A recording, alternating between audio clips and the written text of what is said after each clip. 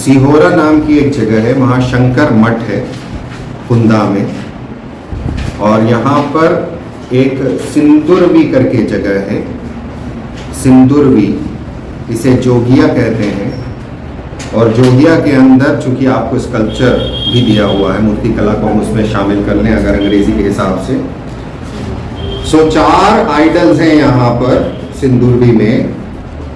पहला sitting 2 armed योगी, एक योगी हैं जो बैठे हुए हैं। अनंत शयी विष्णु की मूर्ति है, महिषमर्दनी की है, और 4 आर्म्ड स्टैंडिंग विष्णु की मूर्ति है सिहोरा में। और कहा जाता है ये 10th और 11th सेंचुरी एडी की है। फिर यहाँ पर एक और जगह है सिहोरा में, इमलिया। इमलिया के अंदर जैन तीर्थंकरों की रॉक के ऊपर मूर्तियां कार्व्ड आउटलाइन बनी है, और ये भी कहा जाता है ये 11th और 12th सेंचुरी एडी की है। विष्णु वराह टेम्पल मठ है भीता का, ये सिहोरा में है। ये 17th और 18th सेंचुरी एडी का है। विष्णु वराह की एक और मूर्ति यहाँ पर हमें मिलती है जो करणपुर में है, करणपुर जबलपुर के पास है। सिहोरा चेक करना, सिहोरा कटनी में तो नहीं चला गया, तो पहले सिहोरा यूजुअली जबलपुर में रहा हूँ, हमारे बाबूजी की पोस्टिंग हुआ। सो जो करणपुर है, करणपुर में एक गोर स्टैचू है, वराह अवतार की मूर्ति है। एक महादेव और दूसरे गॉड्स के मूर्तियां हैं, और ये जगह का नाम है तुमुली। वराह अवतार की एक और जगह पर मिलती है मूर्ति जिसके अंदर कच्छा और मच्छा भी शामिल है। कच्छा और मच्छा कहलाया जाता है, that is tortoise and fish. हाँ, मैं उसको यहाँ कच्छा बोलूँगा ना, इंग्लिश में लिखा है, आ लगा है। देन कनकला देवी टेम्पल है, यहाँ दुर्गा दत्त टेम्पल है। कनकला देवी टेम्पल, वहाँ पे कच्छा और मच्छा बुलाते होंगे ना भाई।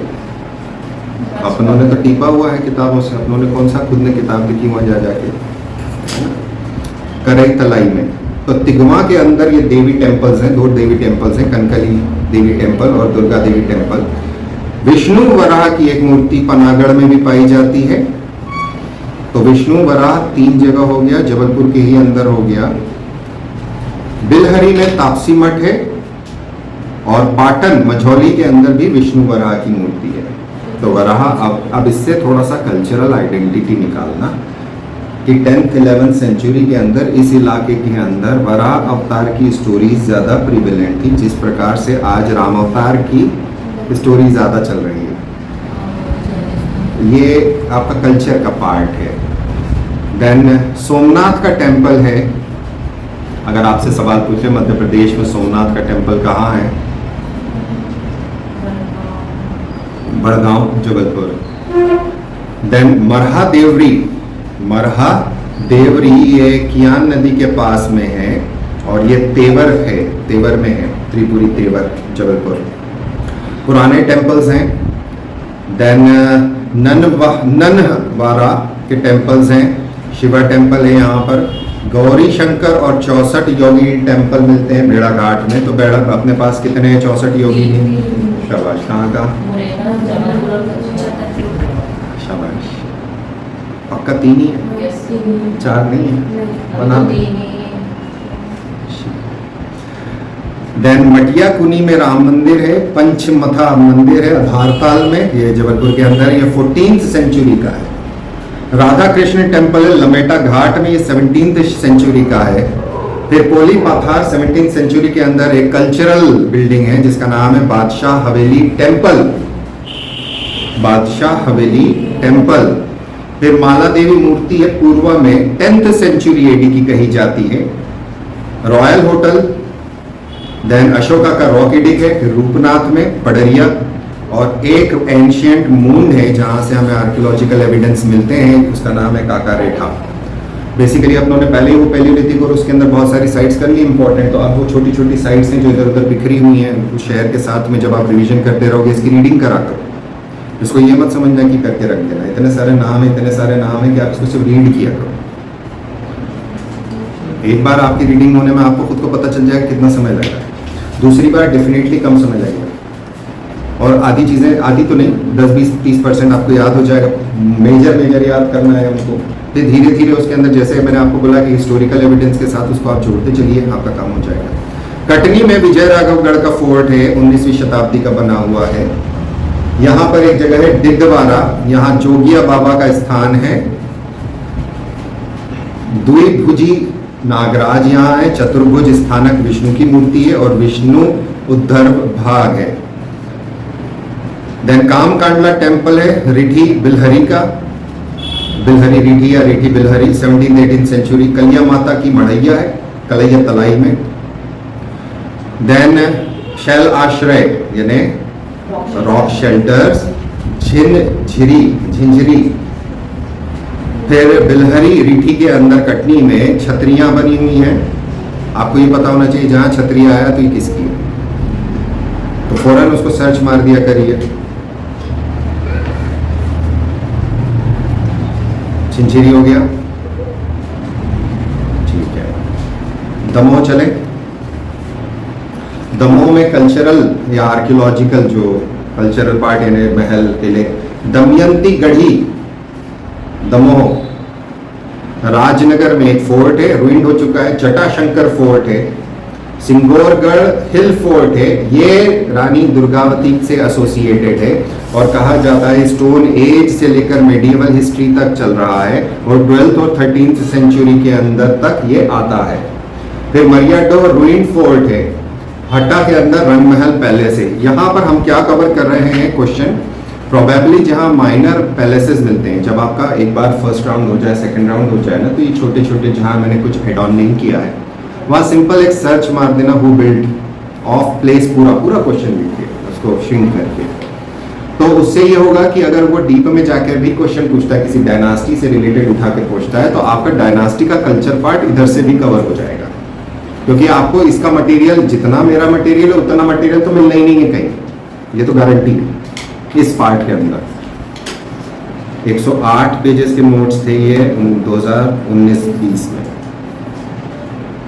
उन्हें श्रिंक किया तो 50-60 पेज के हुए। अब कितने पेजेस पे आ गया है? इसमें यूनेस्को नहीं है, 19 पेज, यूनेस्को और जोड़ दो इसमें, तो फिर भी मैंने काफी श्रिंक कर दिया है, लेकिन अभी भी इसके अंदर मुझे कमियां लगती हैं। और कमी इसलिए लगती है क्योंकि ये पार्ट मेंस में कहीं से भी किसी भी गहराई में आ सकता है। तो पहला काम ये देखिए, पहले नहीं करना है इसको, पहले आपका काम है जो सबसे मेजर है, मेजर को ही करना है। मेजर अगर मुझसे कहीं छूट गया है तो आप उसको भर देंगे, जैसे मैंने पहले आंसर दिए होंगे वैसे ही आप भर देंगे उसको, क्योंकि इट इज़ ऑलमोस्ट इम्प्रोबेबल कि मैं आपको फुल एंड फाइनल करके दे सकूं। वो एक बुक बनेगी पूरी, बनाते हैं वैसा भी काम करते हैं। चलो आइडिया तो अच्छा है। एमपी के कल्चर की बुक कैसी वाली, जैसी वो है, किसकी इंडियन कल्चर पढ़ते हो? हाँ, सिंघानिया की, यस। ओके, टेम्पल्स के अंदर आइए। Mahadev temple Nohta, Mahadev temple Nohta. Then Raneh के अंदर मठ है, शिव टेम्पल है। कुनोरा बाड़ी, यहां पर भी शिव टेम्पल है। कुंडलपुर टेम्पल, कुंडलपुर टेम्पल ये जैन टेम्पल है। फ्लैट रूफ टेम्पल है, ये खासियत है क्योंकि ये लोग आर्किटेक्चर के ऊपर जा रहे हैं ना, तो कौन से मंदिर है जिनकी छत चपटी है, तो ये फ्लैट रूफ टेम्पल्स हैं। फिर सखार टेम्पल है, बेसिकली सखारा का शिव टेम्पल है ये, और यहीं पर कुटेरा टैंक है और कुटेरा के टैंक के स्कल्पचर्स हैं, पुराने हैं। और यहाँ पर कनोदा नाम की एक जगह है जहाँ चंदेलास के पुराने टेम्पल्स हैं, लेकिन वो वैसे वाले नहीं हैं जैसे हमारे खजुराहो के। तो चंदेला आर्ट हमको यहाँ पर भी मिलता है दमोह में। मंडला, ये मंडला को होली प्लेस डिक्लेयर किया है रिलीजियस टूरिज्म के हिसाब से, ध्यान रखिएगा। 21 फरवरी 2008 को ये डिक्लेयर किया गया था। 3 हिस्सों से नर्मदा जी घेरे हुए, ईस्ट, साउथ और वेस्ट से, और यहाँ पर नर्मदा और उसकी बंजर ट्रिब्यूटरी है, उसका संगम होता है। पाल सुंदर एरिया यहाँ पर है जहाँ पर हमें फॉसिल्स मिलते हैं। पाल सुंदर एरिया फॉसिल्स के लिए मशहूर है, और ये फॉसिल्स हैं शंख के। शंख क्या होता है? जो समंदर में जीव रहता है उसके अवशेष हैं।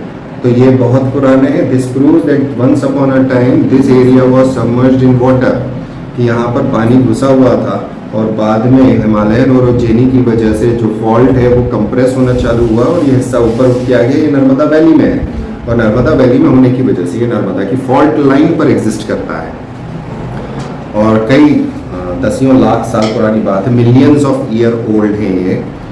अगला है हमारा मंडला का फोर्ट। कल्चरल पे आ जाओ। मंडला का फोर्ट ये राजा नरेंद्र शाह ने बनवाया था 16वीं सेंचुरी में, 16वीं शताब्दी में। फिर राज राजेश्वरी यानी निजाम शाह, ये है गढ़ी राजा नरेंद्र शाह है, ये चांदबारा में है। हृदय शाह की गढ़ी है सिलबारा मंडला में। ये सारे गौंड डायनास्टी के अंदर नाम आएंगे तो इससे पता चलेगा कि किस जगह पर उनका फोकस था। हृदय शाह गढ़ी सिलबारा मंडला। मोती महल राजमहल रामनगर में है। बेगम पैलेस ये राजपूत और मुगल स्टाइल है, ये चिमनी रानी के लिए बनाया गया था। गौंड राजा महल सिभारिया और बघेलान पैलेस। विष्णु मंदिर यहीं पर मंडला के अंदर, इसको सूरज मंदिर भी बोलते हैं, ये रामनगर में है। शिवा का टेम्पल है खाद्यौरी में। फिर राम मुक्तेश्वर टेम्पल ये कुकरामठ है, इसको ये अंडरलाइन करेंगे, राम मुक्तेश्वर टेम्पल कुकरामठ। एक बिछिया नाम की जगह पर मकबरा बना है मंडला के अंदर, चूंकि होली प्लेस है, यहाँ नर्मदा जी निकलती हैं, यहाँ के घाट बहुत ज़्यादा इंपॉर्टेंट हैं। रंगरेज घाट, रपटा घाट, नव घाट, नाना घाट, संगम घाट। और यहाँ पर भी एक सहस्त्र धारा है। एक सहस्त्र धारा मेरी देवास में है। अच्छा, कहाँ? पक्का? हाँ, वीडियो डाला था। अच्छा, वीडियो उसमें नहीं है क्या? चैनल पे जहाँ मैं जाता हूँ डाल देता हूँ। सो सहस्त्र धारा का अर्थ क्या हुआ कि छोटे से स्थान के अंदर बहुत सारी धाराओं में वो डिस्ट्रीब्यूट हो जाता है, वो होता है सहस्त्र धारा।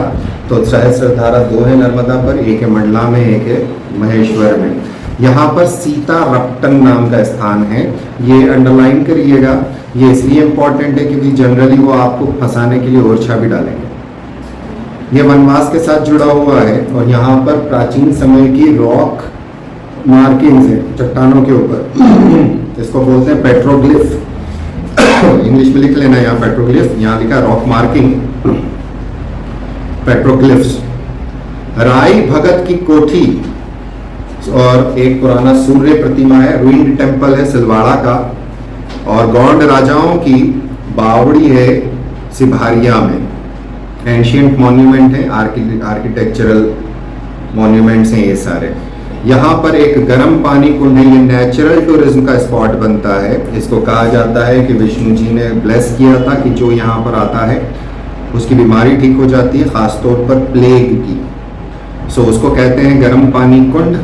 बेसिकली वो हॉट सल्फर स्प्रिंग्स है। अब इसके ऊपर थोड़ी सी बात करें, क्यों निकलेगी, हॉट क्यों है?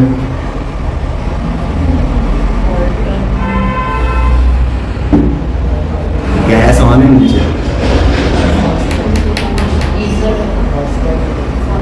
यस, नीचे गैस ऑन है। इसका मतलब है कि वहाँ मैग्मा क्लोज है और उसके ऊपर जो पानी है वो टच में आता है और गर्म पानी ऊपर उठता है ना। सल्फर है तो सल्फर कैसा है? सल्फर जनरली जितने वॉल्केनिक एरियाज होते हैं वहाँ पर सल्फर मिलता है। हॉट सल्फर स्प्रिंग है, स्प्रिंग यानी पानी नीचे से निकल रहा है। तो ये किस लोकेशन पे? मंडला किस लोकेशन पे? नर्मदा की फॉल्ट लाइन पर है। अब यहाँ से तुम्हारा दिमाग तुरंत दौड़ जाना चाहिए कि this area is hazard prone to earthquakes. जो भी फॉल्ट लाइन होती है उस फॉल्ट लाइन के ऊपर अर्थक्वेक आ सकते हैं।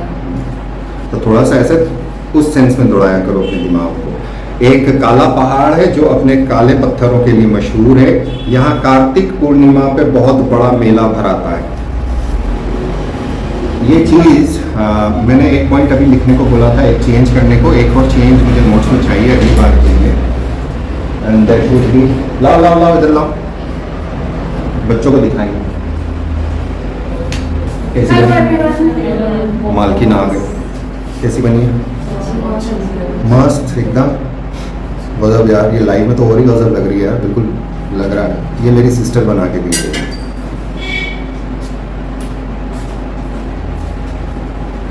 तो 2 फिंगर भी बना दे। आओ तो कितना टाइम लगा? वो रात भर बैठे निपटा देती है। नहीं, ऑयल पेंट। ऑयल पेंट है बेसिकली। माँ बहुत अच्छी पेंटिंग करती थी, अब वो नहीं करती है, तो वो वाला आर्ट मेरी सिस्टर के पास आया है। दादी जी की भी करती है ना? नहीं, दादी नहीं, बच्चों की दादी मेरी माँ की हैं सारी। माँ के पास जो है वो उनके भी पेरेंट्स की हैं, उनकी भी पहली वाली जनरेशन की माँ के पास है। सो बेसिकली फैमिली में होता है ना कि किसी को पता है तो वो बोल देते हैं, तो मासी ने बोला कि मेरे को बना के दे देना, तो उन्होंने ला के बोर्ड दे दिया, उसने उठा के बना दी। हफ्ता भर लगा, हफ्ता भर रही है, परसों के रही। चलो ठीक है नहीं आओ, इसका एक हाईलाइट बना के हम बहन को भेज देंगे कि देख हमने तेरी तारीफ कर दी, तू खुश हो जा। ओके, डिंडोरी के अंदर चले, डिंडोरी मंडला के बाद डिंडोरी। डिंडोरी में एक रामगढ़ का फोर्ट है और एक चौगान डिंग। डिंडोरी चौगान डिंग डिंडोरी में ही है। यहाँ पे बेगम महल और दल बदल महल, बादल नहीं, इंग्लिश में वो बादल लिखा है ना, तो ये मत समझना कि 3 बादल महल हो गए, ये दल बदल महल है। देन बालाघाट के अंदर एक गढ़ी है, लांजी में एक गढ़ी है, एक पुरानी फोर्ट्रेस है सोनखार में। तो अब हम लोग किधर मूव करने लग गए, जहां हमारा कल्चरल फेज कम होता जाएगा, अब हमारा रिलीजियस फेज बढ़ता चला जाएगा। यहाँ पर एक बहुत इंपॉर्टेंट लोकेशन है सादा भादा या सदा भादा। यहाँ पर 53 इमेजेस बनी हुई हैं राइट हैंड साइड में रिलीजन में। सोनखार नाम की जगह है जहाँ ये सादा भाड़ा है। फिर बैहर के टेम्पल है, बैहर मैहर नहीं बोला है, BAIHAR। फिर पिपरवा जो जंगल है, पिपरवा जंगल के अंदर रायगढ़ गांव है, वहाँ एक बहुत पुराना टेम्पल है। और फिर काशी टोला करके एक जगह है डिंडोर बालाघाट के अंदर, जहाँ पे कोटेश्वर महादेव और हनुमान जी का टेम्पल है। सिवनी के अंदर अडेगांव फोर्ट है लखनादौन का। अडेगांव बोलेंगे, आड़ेगांव बोलेंगे, अदेगांव बोलेंगे, आई डोंट नो, ADEGAO है अदेगांव फोर्ट लखनादौन। दुर्गा टेम्पल है, प्लेस ऑफ रिछरिया देव है गुबारी का। जैन इमेज है दिगंबर सेक्ट की, जिसे नाग बाबा बुलाया जाता है। कुछ स्टोन इमेजेस मिलती हैं जो खंडित हो चुकी हैं, ये घनसोर में है। Nag Baba is known for standing Jain image of Digambar sect. Chhindwara के अंदर बेसिकली एक देवगढ़ का गौंड फोर्ट है मोखड़ में, ये जाटबा ऑफ गावली किंगडम का बनाया हुआ कहते हैं। और इन्होंने कुछ और फोर्ट्स भी बनाए थे, जिसमें से एक फोर्ट है पाटन सामगी का और एक नगरधन नागपुर। नागपुर का पुराना नाम हो गया नागरधन। ये गौंड किंगडम के पहले के हैं। छिंदवाड़ा में जो प्रेजेंट कैपिटल हुआ करती थी, वो चांद सुल्तान ने अपनी कैपिटल शिफ्ट करी थी। ये भक्त बुलंद के चेले हुआ करते थे और औरंगजेब के पेट्रोनेज में थे, और उसके बाद में इन्होंने जाके नागपुर को एस्टैब्लिश किया था। यहाँ पर बहुत सारे कहावत है कि इन लोगों ने बहुत सारे शहर और फोर्ट्स बनाए हैं। अगला ये Khargone. Khargone is very important, आपका गांव इट्स वेरी इंपॉर्टेंट। यहाँ पेशवा जी की फोर्ट्रेस है, ये बहुत ज़्यादा इंपॉर्टेंट है, लोगों को बहुत सारों को पता नहीं होता है। बाजीराव पेशवा की समाधि यहाँ पर है। छतरी है सराय के अंदर, श्रीमंत बाजीराव पेशवा को डेडिकेटेड है। एक सराय है पुरानी, यहीं पर हमारा कसरावत की एंशियंट साइट आती है, चौबारा दारा खरगोन की। देन खरगोन में बल्लेश्वर टेम्पल है ऊन का, आप गई थी देखने और ढंग से फोटो भी खींचे थे। अब भेजा, फोटो भेजना और खींचने में अंतर होता है। आपने फोटो को टेम्पल खींचा, मैं टेम्पल के आर्किटेक्चर फीचर को खींचूंगा तो रुइन हो चुका है, तो भी क्या हुआ, उससे पता तो चलता है ना। यार एक बात बताओ, इमारत कितनी ही खंडर हो गई, लेकिन वो खंडर इमारत ये तो बताती थी कि कभी वो कुछ और थी।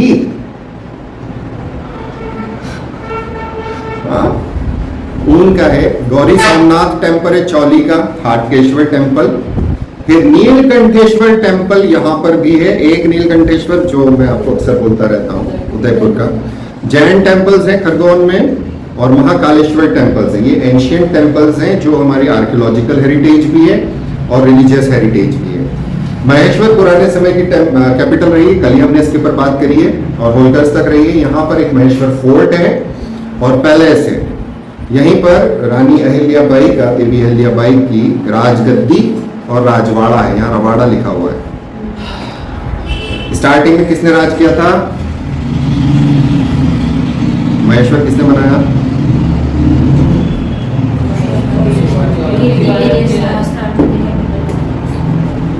इसको रामायण महाभारत में भी बोला है। यहाँ पर कहा जाता है कि अहिल्याबाई जी बैठा करती थी फोर्ट कॉम्प्लेक्स के अंदर, और यहाँ आज भी उनका म्यूजियम बना हुआ है। जब आप बाहर निकलते हैं तो इसके अंदर बहुत सारे टेम्पल्स हैं। किले के अंदर घाट लगा हुआ है। कहा जाता है कि अहिल्याबाई जी ने बहुत सारी जगहों पे, अलग अलग जगहों पे घाट बनवाए हैं। यहाँ पर पेशवा घाट है, फांसे घाट है, अहिल्या घाट है जो मेन है, अहिल्या घाट। अब यहाँ जब आप जाओगे, गए होगे महेश्वर, महेश्वर गई हो? तुम ही अकेले नहीं गए? ठीक, कोई बात नहीं। सो यहाँ पर छोटे छोटे स्टोन्स लगे मार्कर, वो सती स्टोन्स हैं। वो मार्कर्स हैं कि किसी समय पे यहाँ पे कोई महिला सती हुई। सो घाटों पे अगर आप चलते हो तो ध्यान रखना वो सतियों के स्टोन्स भी मौजूद हैं वहाँ।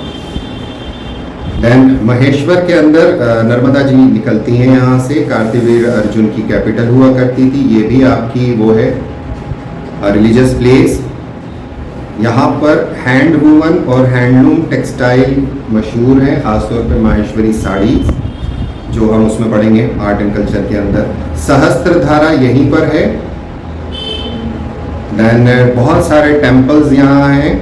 कालेश्वर, जलेश्वर, राजराजेश्वर शिवालय, विठलेश्वर, अहिलेश्वर शिवालय शिव मंदिर है, शैविज्म का है। गलती से एक बार हम फंस गए थे यहाँ पर शिवरात्रि वाले दिन।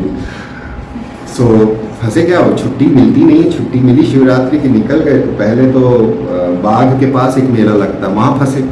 वो आदिवासी मेला है, भीलों का मेला है। वो क्या मेला था, हिम्मत नहीं, कसम से बता रहा हूँ, मेरा मन था अंदर घुसने का, लेकिन इतने रश को देख के मैंने कहा मैंने कहा तो ये मेला ही देख पाऊँगा। फिर वहाँ से गए महेश्वर। महेश्वर में बालक छोटा सा थक गया, वो में नहीं चल रहा। पार्किंग कहाँ? शहर के बाहर। वॉकी अंदर गए। मैंने कहा भाई काम करो, इस भीड़ के अंदर तो आप किला नहीं देख रहे, महल नहीं देख रहे। नीचे गए, बोट करी पूरी। भीड़ में क्या करोगे आप? बोट करी तो बोटिंग करने वाला कोई नहीं था उस दिन वहाँ बोटिंग बिल्कुल खाली बैठे हुए थे, तैयार एकदम, फिक्स रेट है। पूरी बोट करी, सहस्त्रधारा गए आराम से। जनरली वो 5-10 मिनट देते हैं, उसने हमको आधा घंटा पौना घंटा दिया सहस्त्रधारा पे। वापस आए, खाना खाया, खाना भी मैंने खाया। मैंने इतनी भीड़, इतनी वेटिंग चल रही है, मैंने कहा आप खाना नहीं। वहाँ से निकले, बाहर आउटर के अंदर एक छोटा सा होटल था, वहाँ खाना खाया। सो ऐसा होता है कि आप जब ये मेरी मिस्टेक थी, मैं I should have perceive this. मुझे पहले से पता होना चाहिए कि मैं जिस रीजन में जा रहा हूँ, जो एरिया में, मुझे पता रहता है कि वहाँ क्या है, इतनी बार पढ़ाया हुआ है, फिर ये मिस्टेक हो जाती है। तो ऐसे स्थानों पे अगर आपको टूरिज्म का मजा लेना होता है ना, जिस भी स्थान पे जा रहे हो, नोट्स उठाओ, पहले पढ़ते जाओ, क्योंकि वहाँ पे जो गाइड करोगे वो ग्लैमर के ऊपर जाएगा, वो रियल हिस्ट्री के ऊपर नहीं जाएगा। क्योंकि कोई भी हिस्ट्री है वो सिर्फ ग्लैमर नहीं है, वहाँ पे खून बहा है, वहाँ गरीबों के आंसू भी बहे हैं। हमें वो भी समझना चाहिए, क्योंकि जिस समय में हम रह रहे हैं वो इंक्लूसिव गवर्नमेंट वाला समय है। ताजमहल के बारे में कहा जाता है कि वो टीयर ड्रॉप है, आंसू की बूंद है। तो वास्तविकता में सत्य है, वास्तविकता है वो। जितनी भी बड़ी बिल्डिंगें बनती हैं वो किसके पैसे से बन रही हैं? सवाल ये है ना। तो इस चीज़ को सोचना ज़रूरी होता है कि जो आप मॉन्यूमेंट देख रहे हो, ठीक है आज वो हेरिटेज है, लेकिन उसके कितने पर्सपेक्टिव्स हैं, उसके पर्सपेक्टिव्स पे ध्यान आना चाहिए। फिर वो जो मजदूर था, वो जो बना रहा था, उसका क्या, उसके बारे में हिस्ट्री में है क्या? हम लोग ये पढ़ लेते हैं, सुन लेते हैं कि उसने कितने 11,000 12,000 कारीगरों के हाथ कटवा दिए थे। ऐसा कुछ नहीं हुआ, कुछ नहीं हुआ है ना। कहानी है कि शाहजहां दोबारा ताजमहल नहीं बने। अब ताजमहल को बनाना कम काम है, उसके लिए सनक चाहिए वैसी, और सारी चीज़ें उसके साथ होनी चाहिए। उस टाइम पर वो प्राइम पे था, क्योंकि he was himself a very good designer, architect and everything. He was known as prince of builders, Shah Jahan. लेकिन वो प्रिंस ऑफ बिल्डर्स जो था, उसमें कितने मजदूरों को रोंदा गया। गुलामी नहीं थी, मगर ऐसा भी नहीं रहा होगा कि मजदूर जो है रईस बन गया हो। या तो आपने वो हजरत महल जैसा कंस्ट्रक्शन करवाया। हजरत महल कहाँ है? लखनऊ। हजरत महल इज लखनऊ। बेगम हजरत महल 1857 या अरे, तो वहाँ अकाल पड़ा था। तो अकाल में पैसा ऐसे तो बांटोगे नहीं आप। क्या करते थे कि दिन भर वो मजदूर लगा के बनवाते थे और रात भर उससे बंधड़ तोड़वा देते थे। दिन में बनवाते थे, रात में तोड़वा देते थे, ताकि लोगों को मजदूरी मिलती रहे। So that was one thing meant for the charitable purpose. उसमें उतनी सुंदरता नहीं है, क्योंकि पैसा कहाँ दिया जा रहा है ना। तो डेकोरेशन और यूटिलिटी, इन चीज़ों को समझना एक क्रिटिकल आई से एक यूपीएससी के एस्पायरेंट के लिए, एक पीएससी के एस्पायरेंट के लिए बहुत ज़रूरी है। आप कोई भी एक मॉन्यूमेंट देख रहे हो तो सिर्फ वो मॉन्यूमेंट नहीं होता है। अपनी वेरी गुड मॉर्निंग। मॉन्यूमेंट के पीछे बहुत सारी चीज़ें होती हैं। सबसे पहली चीज़, जिस मॉन्यूमेंट को आप देख रहे हो तो आपके दिमाग में एक चीज़ कौंधनी चाहिए, ऑब्जेक्टिव, पर्पस। अगर हम बहुत पुराने समय में जाते हैं, देखिए गुप्तन पीरियड के बारे में कहा जाता है आर्कियोलॉजिकल एविडेंस में कि उस समय पर टेम्पल एज ए स्ट्रक्चर बनना चालू हुआ। अन्यथा जो हम प्राचीन पढ़ा करते हैं उसमें गांव से थोड़ा सा बाहर हटकर एक स्थान मात्र होता था जहां आप जाकर मतलब समाज से दूर होकर आप बैठते थे। बेसिकली मंदिर जितने भी होते हैं, मस्जिद जितनी भी होती है, ऐसे रिलीजियस प्लेसेस जितने भी होते हैं जहाँ पर अगर आप लोग विश्वास करें उन चीज़ों पर, एनर्जीज होती है। I am talking about a different set, है ना। मैं हिस्ट्री से अलग हट के बात कर रहा हूँ। मैं यहाँ पर फिलोसॉफिकल उसमें बात कर रहा हूँ, जहाँ साइंस खत्म हो जाता है। कहा जाता है उसके आसपास घर नहीं होना चाहिए, आसपास के लोगों के ऊपर उसका दुख आता है। वो एनर्जी को झेलने वाले लोग नहीं होते, तो एनर्जी मूव करती है, सर्कुलेट करती है। वॉट एवर द केस में भी हम बीइंग एन इंजीनियर उसके ऊपर कटाक्ष वगैरह नहीं कर रहे हैं, हम उसके ऊपर विश्वास करते हैं। तो पुराने समय में टेम्पल बाहर होते थे, पुराने समय में शौचालय भी बाहर होता था। आज फ्लैट में रहने वाले लोग कुछ नहीं कर सकते, हवा में बाहर संडास बना दो तो फ्लैट की भी संडास अलग है, बाहर कर सकते हैं। It can be done. एक छोटा सा अलग कॉरिडोर निकाल के टॉयलेट अलग कर दिया, it can be done, but it won't be done, क्योंकि कम से कम स्पेस के अंदर मैक्सिमम आपको रिहाइश देनी होती है। स्पेस कंस्ट्रेंट है, तो कुछ नहीं कर सकते, घरों के अंदर ही टेम्पल आ जाए। ठीक है, उसके अंदर उतनी एनर्जी है या नहीं है जितनी टेम्पल्स में होती है। शिव लिंग्स, उनके बारे में कहा ही है, जितने भी हमारे ज्योतिर्लिंग हैं उनके बारे में कहा ही जाता है कि these are the very hot spots of energy, खतरनाक हॉट स्पॉट्स हैं। तो एनर्जी सिर्फ ऐसा नहीं कि सिर्फ टेम्पल्स में है, जितने भी आस्थावान धर्म हैं उन सारे स्थानों के ऊपर जो भी उनके मेजर रिलीजियस प्लेसेस हैं उन सब पर एनर्जी मिलती है। तो खेल ये है कि पहले पुराने समय में बाहर जाते थे, दूर जाते थे और छोटा टेम्पल होता था। बाद में उसके अंदर अब वो पर्पस कौन सा था वो समझना। द ओरिजिनल पर्पस क्या था? ओरिजिनल पर्पस था रिलीजियस, जिसको वो पालन करने के लिए जाते थे, जिसके अंदर उसको वो जीते थे। एक चीज़ को हम बोल दें कि राम जी बड़े अच्छे थे, हम तो राम भक्त हैं।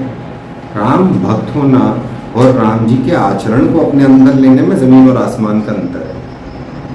त्याग, त्याग समझते हो? त्याग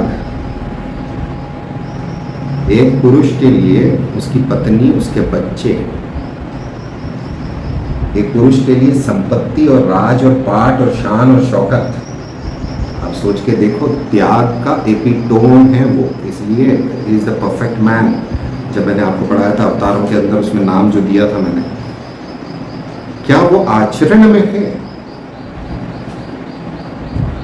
देखिए, आचरण अलग है, वो एक आइडल फॉर्म है। आइडल नहीं बोला है, आइडियल फॉर्म है कि आपका आचरण वैसा होना चाहिए। तो ये जीने वाली चीज होती थी। धीरे धीरे आर्किटेक्चर इन्वॉल्व हुआ। तो आर्किटेक्चर जब इन्वॉल्व हुआ तो भारत में देखो, इसको कैसे समझना, इजिप्ट को देखो, इजिप्ट के पिरामिड्स हैं, इजिप्ट में भी टेम्पल्स हैं। पर्शियन किंगडम है पर्सेपोलिस, मैंने आपको बताया पर्सेपोलिस के बारे में, जहाँ सायरस और डायरियस वाला काम था। बड़े बड़े कॉलम्स बने हुए, आज भी खड़ी है वो। तो ये लोग भी अपने टेम्पल्स बनाया करते थे, मासिव टेम्पल्स बनाया करते थे। सो एक चीज हो गई, ऑब्जेक्टिव क्या है, एक ऐसा पॉइंट जहां आप जा रहे हो with the sole purpose of connecting you with the ultimate deity. Objective तो वही था ना, अब वो कैसा भी हो। आज जेरूशलेम के अंदर लड़ाई चल रही है, खतरनाक लड़ाई चल रही है। जिस जगह पर रॉक ऑफ द डोम है, एक दो मॉस्क है वहां, पता है ना, एक गोल्डन गुंबद की, एक काले गुंबद की है। सो ब्लैक वाली जो है दैट इज द मस्जिद अल अक्सा, और ऑरेंज वाली जो है वो रॉक ऑफ द डोम है। असली मुसलमान किसकी तरफ है, वो ब्लैक रॉक वाले, लेकिन फोटो किसका दिखता है हमेशा, गोल्डन का। That is known as the temple mount, temple mount. Now what is temple mount?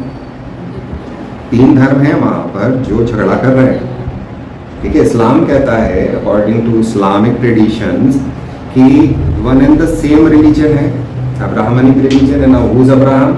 अगर हम माइथोलॉजिकल कनेक्टिविटी निकालते हैं तो नरसिंह अवतार, पैरेललिज्म हो गया। तो अलग तो कहीं होता नहीं है, लेकिन देखो ईश्वर एक है ना। मुसलमान एक अरेबिक में पुकार रहे हैं उसको अल्लाह, ठीक है। क्रिश्चियंस उसको इंग्लिश में बुला रहे हैं गॉड। ओरिजिनल तो हिब्रू है, ओरिजिनल तो अलग लैंग्वेज है जिसे हम अरामाइक कहते हैं, एंड उसके अंदर इलाह बुलाया जाता है। दी इलाह, अल इलाह, अल्लाह, it is one and the same thing. तो यहाँ ये कॉमनलिटी आ जाती है। हिब्रू के अंदर येलोहिम और अलग अलग नामों से बुलाया जाता है। तो ये एक ही धर्म, मतलब अब्राहमनिक रिलीजन कहलाते हैं, और तीनों का यहाँ पर मान्यता है। क्रिश्चियनिटी की मान्यता है कि यहाँ पे जीसस क्राइस्ट को क्रूसीफाई किया गया था उस स्थान के ऊपर। वहां से एक शाउट भी मिला है, कपड़ा भी मिला है, कहा जाता है उस कपड़े के अंदर जीसस क्राइस्ट को लपेटा गया था, मिला है। तो एविडेंस क्या है? आर्कियोलॉजिकल एविडेंस जब हम खोजने जाते हैं तो वो हिस्ट्री की बात होती है, फेथ की और आस्था की नहीं होती।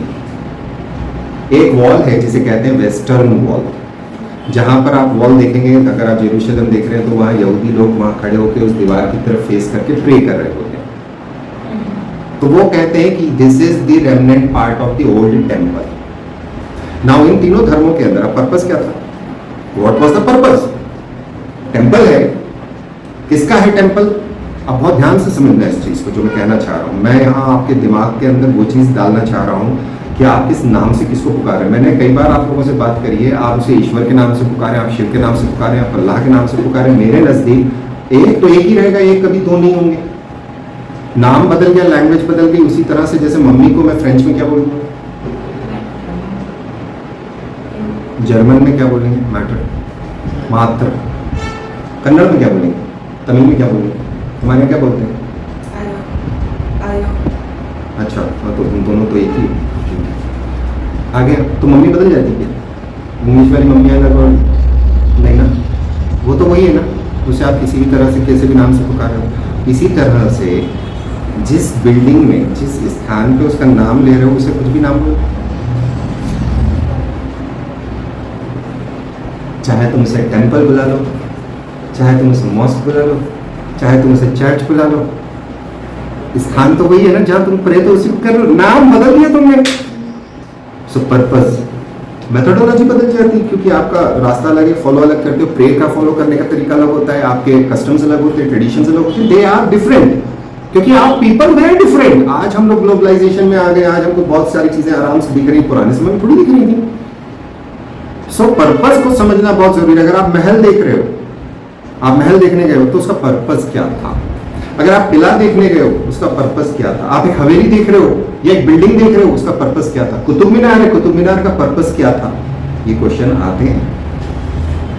What was the purpose of Qutub Minar? ये पर्पस बेस्ड है। अब रॉक कट आर्किटेक्चर है ना, जो पिछली बार क्वेश्चन आया है ना, I was the only coaching जो मैं क्लास में पढ़ाया करता था, बट चूंकि आप लोगों को कभी, और एक नहीं है, एक और है जिसके बारे में मैंने अभी आपको बताया कुछ समय पहले, महेश्वर, मंडलेश्वर, खरगोन, खंडवा में कहीं एक और है। ये क्या सिर्फ इंडिया में है? राष्ट्रकूटास का है मेन बड़ा वाला भारी, ऊपर से पहाड़ काटते हुए गए आप नीचे तक। इथियोपिया के टेम्पल्स देखिएगा, चर्चेस देखिएगा, नॉट टेम्पल्स, चर्चेस। इथियोपिया सुना है ना? ऑर्थोडॉक्स क्रिश्चियनिटी रहती है वहाँ। There is a difference between Roman Catholics and different types of Christians. Christians अकेले नहीं है, बहुत भयंकर भयंकर डिफरेंसेस है। ऑर्थोडॉक्सी ब्लैक कपड़े वाले, रशिया, यूक्रेन, इथियोपिया, वाइट भी है तो उनकी कैप्स अलग है। सो अटायर से आपको समझ में आ जाता है ये किस खेत को बिलोंग करते हैं। वो आइडेंटिफिकेशन मान के प्रे तो उसी को कर रहे हैं। गॉड थोड़ी बदल गया, गॉड बदल गया। टेल मी दिस थिंग, क्या गॉड बदल गया? आज मैं अगर किसी एक मुसलमान से बात करूं और उससे बोलूं कि भाई जो जीसस हैं, जिन्हें आप ईसा बुलाते हो, वो तो आपके प्रॉफिट है, कोई मुसलमान मुझे डिनाई नहीं करेगा। No, not even a single Muslim is going to deny कि वो हमारे प्रॉफिट नहीं है। अगर मैं ये बोलूं कि मोजेस भी आपके प्रॉफिट है तो वो डिनाई नहीं करेगा। फिर मैं ये बोलूं कि किंग सोलोमन भी आपके प्रॉफिट है, वो डिनाई नहीं कर सकता।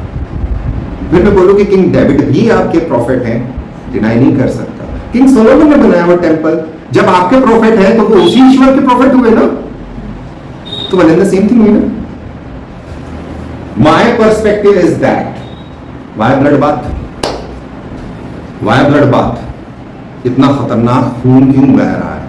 तो क्या इंडिया में खून नहीं बहा? क्या सिर्फ हिंदू मुसलमान के दंगे हुए?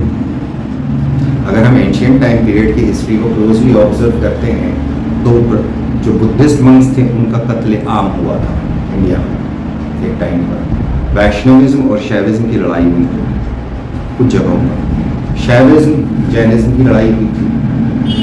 सो ये क्यों है? My question is very simple, why? Jews के अंदर the problem is not Jewism, the problem is not Judaism, the problem is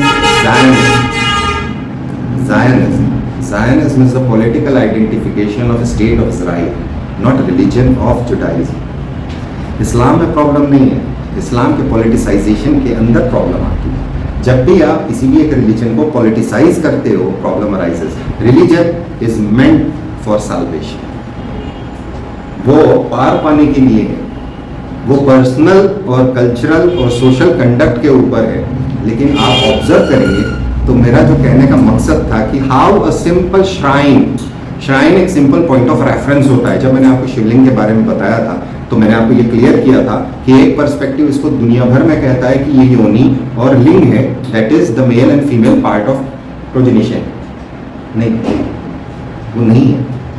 actually it is a point of reference कि इस स्थान के ऊपर आपको ईश्वर का ध्यान लगाना, that is a point of reference. लिंग स्टैंड्स फॉर पहचान, चिन्ह, चिन्ह है वो। So how the things got corrupted, how the things have been. Khajuraho के टेंपल्स हैं, खजुराहो के टेंपल्स के अंदरूनी हिस्से के अंदर आपको क्या इरोटिक सीन्स मिलते हैं? कुछ में तो बिल्कुल नहीं मिलते, कुछ में बहुत ज्यादा मिलते, बाहर मिल रहे हैं। अर्थ क्या हुआ?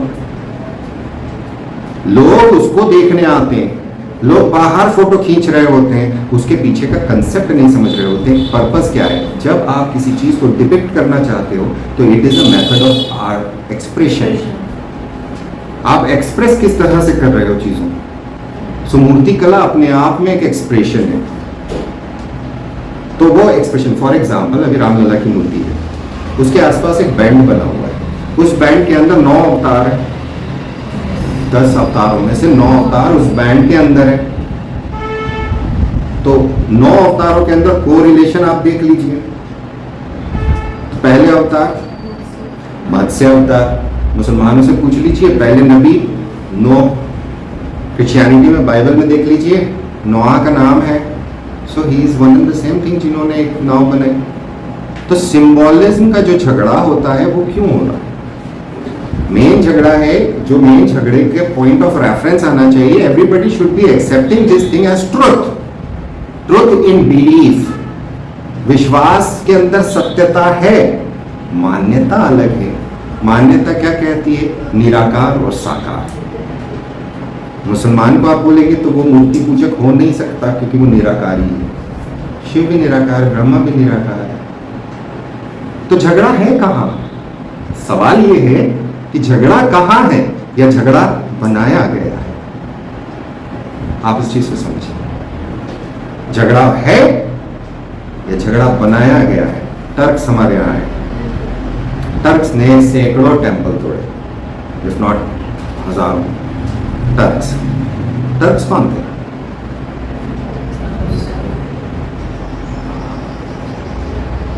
Turks were a tribe, they got converted. सारे टर्क्स कन्वर्ट हो गए थे क्या? सारे मंगोल्स मुसलमान हो गए थे क्या? कुछ मंगोल्स जब बिखरे अलग अलग ट्राइब्स में, तो कुछ मंगोल्स मुसलमान हो गए, कुछ टर्क मुसलमान हो गए। लेकिन जब आप अपना धर्म परिवर्तन करते हो, आप किसी नए फेथ में जाते हो, तो आपका कल्चर साथ चलता है। Always remember this thing. Indian tribes can understand this thing जो convert. You carry along with your traditional cultural aspects. तो उनके कल्चरल एस्पेक्ट्स के अंदर जो चीजें थी, जो इस्लाम ने प्रोहिबिट नहीं करी एक्सप्लिसिट तौर के ऊपर, वो कैरी फॉरवर्ड ब्लूम हो गई, आउट ऑफ द प्रोपोर्शन हो गई। अब जस्टिफिकेशन विद पॉलिटिकल कॉज समझिएगा। पुराने समय के अंदर खलीफा was the head, political head, Islamic head. और उस टाइम पर खलीफा खतरनाक बड़ी वास्ट किंगडम, उसकी भयंकर पावरफुल, उसके अंदर गजनी आ रहा है इंडिया, और वो जस्टिफाई करता है कि मुझे टेम्पल तोड़ना है। That is his justification. Purpose क्या था? जब वो वेस्ट में लड़ने जाता था तो उसको पैसा चाहिए होता था। जस्टिफिकेशन कैसे किया उसने? कि मैं मूर्तियों को तोड़ने जा रहा हूं। आया, अल्टीमेटली उसने सोमनाथ को एक बार लूटा, दूसरी बार डिस्ट्रॉय किया। How politics interfered with religion. You have to understand this as a civil servant very clearly, ताकि आने वाले भविष्य में आपके करियर के अंदर कोई आपका मिसयूज न कर सके। ये समझना बहुत ज़्यादा ज़रूरी है कि what happens when it happens and what PSC demands from your thought process. So मैंने कहाँ शुरू किया था? What was the objective? Objective क्या है? अब आप सोच के देखिएगा। अब अगला पर्पस बता रहा हूँ। आप उस स्थान को बड़ा बनाने लगी। मैं आपको एक बहुत ईमानदारी से बात बोलूँ, बहुत ईमानदारी से बात बोलूँ, मुझे दुनिया का एक स्थान ऐसा बता दो, किसी भी धर्म का, किसी भी आस्था का, जहाँ पे जो जाए जिसकी हर मुराद पूरी हो जाए। Give me one place of reference with 100% success rate. One place अगर वो होती तो सब बन ही जाते। What does it means? That means कि उस प्लेस का लिमिट है। दैट मीन्स वो 100% नहीं है। दैट मीन्स कि उससे भी ऊपर कोई चीज। Getting my point? हमारी आस्थाएं होती हैं। व्हाट, उसके बारे में क्या कहा जाता है? अगर तेरी इच्छा पूरी नहीं हो रही, इसका मतलब है ईश्वर कुछ और चाह रहा है। तो ये स्थान क्यों है? मैं डायरेक्ट ईश्वर से कनेक्ट करूँ ना, फिर मैं ईश्वर को किसी भी नाम से पुकारूँ ना, तो धंधा कैसे चले? अगला एस्पेक्ट आता है इकोनॉमी।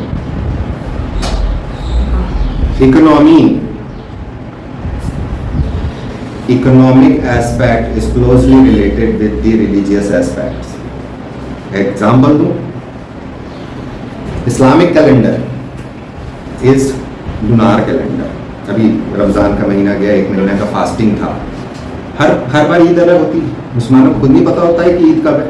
चांद देखेंगे ईद होगी। That is perfect lunar calendar according to the vision. भले ही हमारा साइंस कहीं भी पहुंच गया हो, they follow that thing. Hindu calendar also follows lunar calendar. दो तरीके का। कौन कौन सा? एक अमावस्या से शुरू होने वाला और एक पूर्णिमा से शुरू। क्या चाहते नाम? महीना शुरू होने वाला। मार्च खींच के दो तरीके के महीने हमारे। एक महीने की पहली तारीख पूर्णिमा के आसपास शुरू होती है, एक महीने की पहली तारीख अमावस्या के आसपास शुरू होती है। इंडिया में ये दो डिविजन्स हैं हमारे। मैंने ये पढ़ाया हुआ है तुम लोगों को लास्ट टाइम। सो ये डिफरेंस क्यों है? अब लूनार कैलेंडर क्या काम करता है कि आपका महीने की तारीख को शिफ्ट कर देता है। इसी वजह से आपको एक प्रॉब्लम आती है अधिमास की, जो हर चौथे साल में एड ऑन किया जाता है, तो 13 महीने का साल हो जाता है। वो भी रोटेशन में चलता है। इस बार ये वाला महीना डबल होगा, अगली बार दूसरा महीना डबल होगा, उसके बाद अगला महीना डबल। इससे क्या हुआ? Why it was done? आप क्या मनाते हो? त्योहार मनाते हो। तो मुसलमानों के त्योहार अगर आप देखोगे तो वो सर्दी में भी रोजा रखेंगे, गर्मी में भी रोजा रखेंगे, बारिश में भी रोजा रखेंगे, because they don't adjust it. Indian calendars are adjusted calendars. वो सन के हिसाब से वापस वहीं आ जाते हैं। मार्च में होली आनी है, मार्च में होली आनी है, डेट चेंज हो जाती है। अक्टूबर नवंबर में दिवाली आनी है, दशहरा अक्टूबर में ही आता है, दिवाली अक्टूबर में भी देखी है हमने। ये शिफ्ट होती है।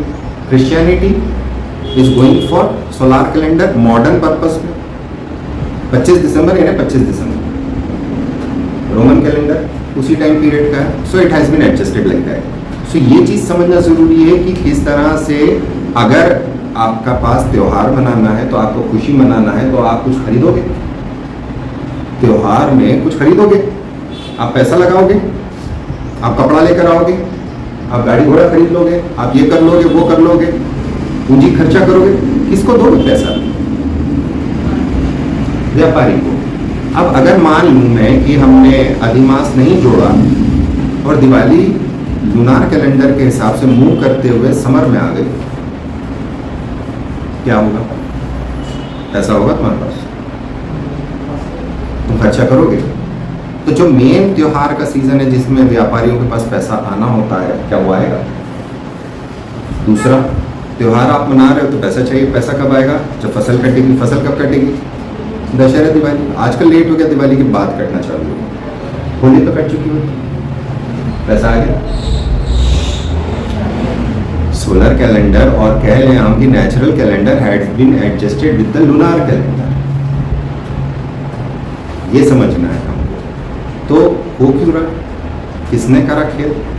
तो कहीं ना कहीं अगर मैं बिल्कुल न्यूट्रल हो जाता हूं तो क्या किसी चीज के साथ कहीं ना कहीं कोई खिलवाड़ किया गया होगा?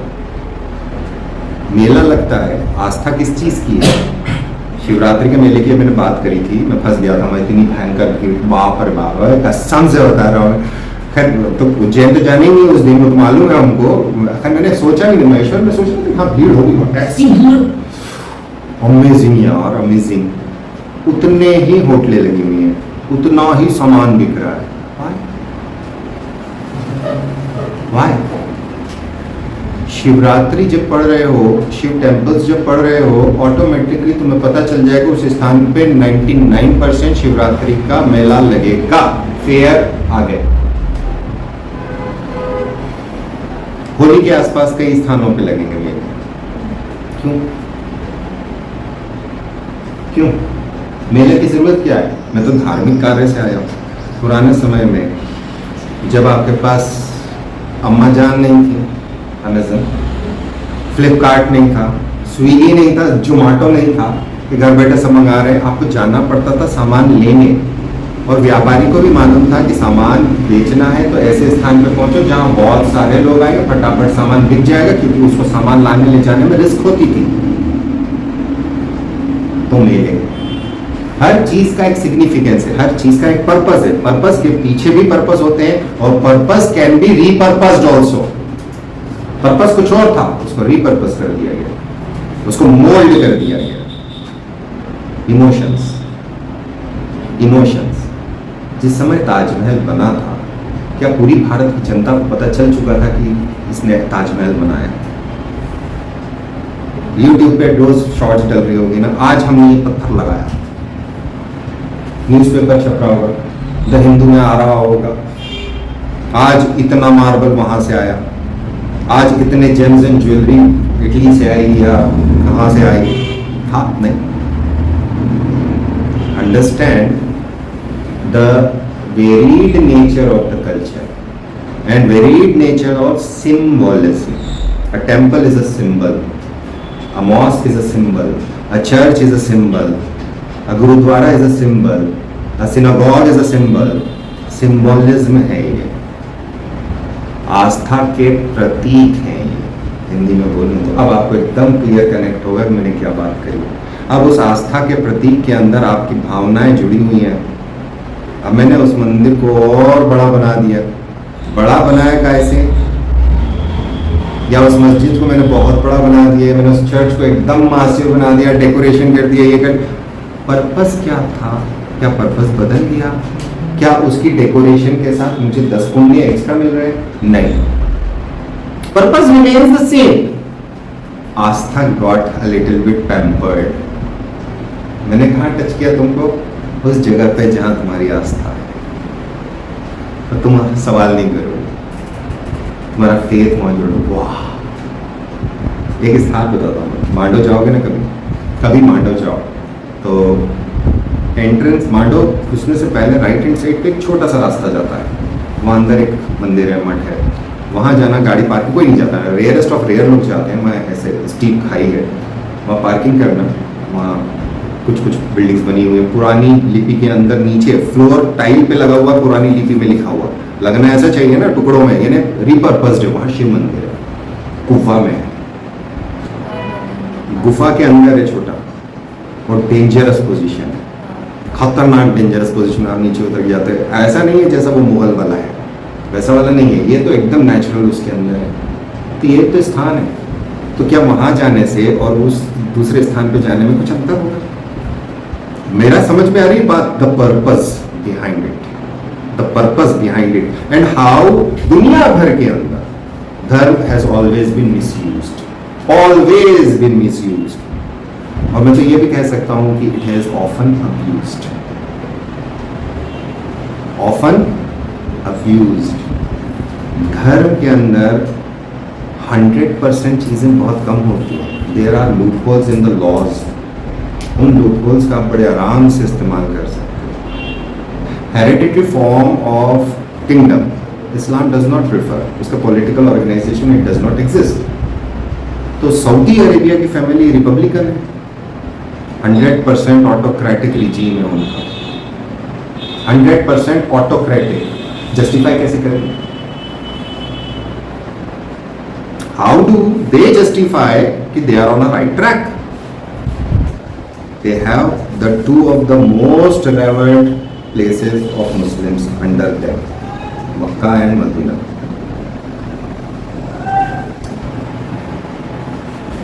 Got the point? Got the point? That is the perspective on which we can look. कितने सारे भी पर्सपेक्टिव होते हैं पीएससी के अंदर। आस्था को हटा दिया हमने, अपनी आस्था अपनी जगह पे होती है, फिर आप न्यूट्रल हो के अब आप उसको देख रहे। अच्छा, इकोनॉमी क्या कहती है? पुराने समय में जब तेल नहीं मिला था, लोग जाते थे जहाज में बैठ के जाते थे। Surat was the main port of India, इसलिए उसको बाबुल मक्का बुलाते थे। बाबुल मक्का, बाब इज दरवाजा, सो मक्का का पोर्ट हुआ करता था। अब समंदर में बैठ के गए हो आप, आपको रास्ते में तूफान आ गया, नौका डूब गई, जहाज डूब गया, आपकी कोई वो नहीं बची। तीर्थ यात्रा पे पुराने लोग जाते थे तो महीनों लगते थे, इफ नॉट सालों। क्यों? आज क्या है, सरकार बिठा रही है, ट्रेन में मक्का जाना है हज करने, प्लेन में गए, वहां उतरे, हज करा, आ गए। तुमने हार्डशिप तो देखी नहीं। जब तुम हार्डशिप नहीं देखोगे, जब तुम हार्डशिप के अंदर तुम्हें ईश्वर याद आता है, एग्जाम की रात को याद आता है वो, तो निकाल दे, मैंने बहुत टाइम वेस्ट किया। तू ही है अब तो, सोचो कब आता है। तो उस कठिनाइयों के अंदर आज हम हर चीज को आसान बनाते जा रहे हैं। सरकार है उसको प्रमोट, क्यों सरकार उसे प्रमोट कर रही है? उसके पीछे की जो आस्था थी, उसके पीछे का जो मकसद था कि आप जब निकले हो तो 5 जनों को आप बताओगे, जन इंदौर को बोलते हैं ना, जनपद वाले जन, हम इंदौरी जनपद वाले जन हैं। 5 जनों को बोलेंगे हम, 5 जनों से हम सुनेंगे, 5 जनों से हम सीखेंगे। अभी तो क्या हुआ, यहाँ से बैठे फ्लाइट ली अपनों ने, दिल्ली उतरे, दिल्ली से उतरे, थोड़ा सा आगे बढ़े, ट्रेन पकड़ी, ट्रेन से वहां पहुंचे, वहां से पकड़े, वो आ जाएगा घोड़ा लेकर, अपन अपना काम हो गया, अपन ने पैसा है तुम्हारे पास, तुम कर सकते हो। इसके अंदर जो पर्पस था, जो ऑब्जेक्टिव था, जिसके पीछे वो चीज रखी गई थी, क्या वो हुआ? एक व्यक्ति ने अभी लास्ट ईयर या लास्ट ईयर पैदल गया है वो हज करने केरल से, पैदल। तो इंडिया से किधर गया होगा? I don't know, I never followed कि वो किधर से गया, बट अगर मैं पैदल वाला रूट निकालूं तो इंडिया, इंडिया से पाकिस्तान, पाकिस्तान से ईरान, ईरान से इराक, इराक से सीरिया होता हुआ, या अगर कहीं शिप ली उसने तो रास्ते में से क्रॉस कर देगा, दैट इज गल्फ स्ट्रेट को। गल्फ क्रॉस करी, सऊदी अरेबिया से पैदल वापस आए। और इस साल फिर कुछ लोग गए पैदल, आई डोंट नो, मुझे कंफर्म करना है। तो उन लोगों ने कुछ फेस किया। हमारे यहाँ एक बंदा आया था जूता पहन के, गाना है उसके ऊपर, इब्न बतूता पहन के जूता। बाकी लोग जूता नहीं पहनते, इब्न बतूता ही जूता पहनता। मतलब यार तुम गाना लिख रहे हो तो गाना तो वैसा लगे, स्टोरी पढ़ने वालों को थोड़ा ढंग का तो लगे। उसको जब मोहम्मद बिन तुगलक ने कुछ करना चाहा तो वो यहाँ से भाग गया, बोला कि मेरे को चाइना जाना है। वाई वो भी तो घूमने निकला था। इब्न बतूता की हिस्ट्री न्यूट्रल हिस्ट्री के तौर पर आएगी ना। फाहियन था, लेंसांग था, ये आए हमारे यहाँ। इनकी हिस्ट्री एक अलग पर्सपेक्टिव से न्यूट्रल सेक्युलर पूरी नहीं है, क्योंकि उसके अंदर एक रिलीजियस चश्मा फिर भी लगा हुआ है। इंसान अपनी मानसिकता कभी नहीं छोड़ता, इसलिए ऑब्जेक्टिविटी और सब्जेक्टिविटी वाला जो मैटर होता है, इसी के ऊपर प्रॉब्लम खड़ी होती है कि what is exactly your heritage, purpose and heritage. Purpose वाला ऑब्जेक्ट समझ में आ गया। हेरिटेज, अगर कोई टेम्पल हम देख रहे हैं तो टेम्पल के ऊपर जब हम बात करते हैं तो क्या वो सिर्फ उस संप्रदाय का टेम्पल? आर्टिकल 25 के हिसाब से तो सारे हिंदुओं का हो गया, वो सिखों भी आ गए उसके अंदर, जैन भी आ गए, बौद्ध भी आ गए उसमें। मतलब जो इंडियन सब कॉन्टिनेंट के अंदर धर्म पैदा हुआ है, फैला है, बुद्धिज्म तो अब बहुत बड़ा इंटरनेशनल तौर पे फैला हुआ है। बाकी अगर आर्यन इंडिया आने से पहले मित्तानी एम्पायर, मित्तानी किंगडम में इराक में थे, तो क्या उनका आर्यन धर्म वहां नहीं था, ऋग्वेदिक धर्म वहां नहीं था? अगर वो वहां था तो वहां से वो डायरेक्टली टेलीपोर्ट हुआ। टेलीपोर्ट मतलब बिचू यहाँ से गया यहाँ आ गया। तो जब वो माइग्रेशन के फेजेस आए तो ईरान में फैला होगा। ईरान में फैला है तो ऋग्वेदिक संस्कृत में और जैन अवस्था की पर्शियन के अंदर सिमिलैरिटीज है, स्ट्रक्चर में, रूट्स में। वहां से आया तो पाकिस्तान में एंटर हुआ होगा, अफगानिस्तान में एंटर हुआ होगा, फिर नॉर्थ से एंटर होता हुआ पंजाब में एंटर हुआ होगा, पंजाब से कश्मीर वाले बेल्ट में गया होगा। ये पहले वाले जनपद हैं, फिर वो गायब क्यों हो गए? Why do they vanished? आज वो वहां क्यों नहीं है? क्या हम आज भी अपने पुराने प्राचीन धर्म के ऊपर बिल्कुल 100% हैं? Not even a single percent is able to say, 1% तो छोड़ दो, 1% मिल जाए मुझे जो ये बोल दे कि हाँ मैं 100% हूं। तो फिर धर्म का झगड़ा क्यों? या धर्म का झगड़ा नहीं है और उसे बताया जाता है। और जब आप प्रोपोगेंडा करते हो, किसी भी चीज को एक उठा के बताते हो, तो वो मिस इन्फॉर्मेशन का हिस्सा बनता है। PSC talks about purest form of information, correct information. Legend is a legend, myth is a myth, history is history. That is हमारा वो सेंस होना चाहिए जहां हम लॉ को लॉ मानते हैं, जो चीज़ है उसको सत्य मानते हैं। अगर लॉ है तो हम उसे, हमारे लिए वो लॉ है। अब उसको किसी भी तरह से तोड़ मरोड़ के या कोई भी चीज़ को हाईलाइट करके बता दिया जाए, फॉर एग्जाम्पल ट्रिपल तलाक, क्या हटाया है ट्रिपल तलाक में? ट्रिपल तलाक खत्म हो गई? नहीं, तलाक का वही मेथड है, इंस्टेंटेनियस तलाक खत्म हो गई। तो कुरान में थी नहीं, ये हमने मेंस के अंदर पढ़ा था मैरिजेस वाले पार्ट में कि कितनी तरीके की तलाक होती है, याद आया? सो अब उसको मतलब I am unable to perceive the level and how to. आप जब IAS बनोगे तब आप उस चीज को कैसे टॉलरेट करोगे कि जो चीज आपको इतनी क्रिस्टल क्लियर है, बिकॉज यू आर सबमिसिव।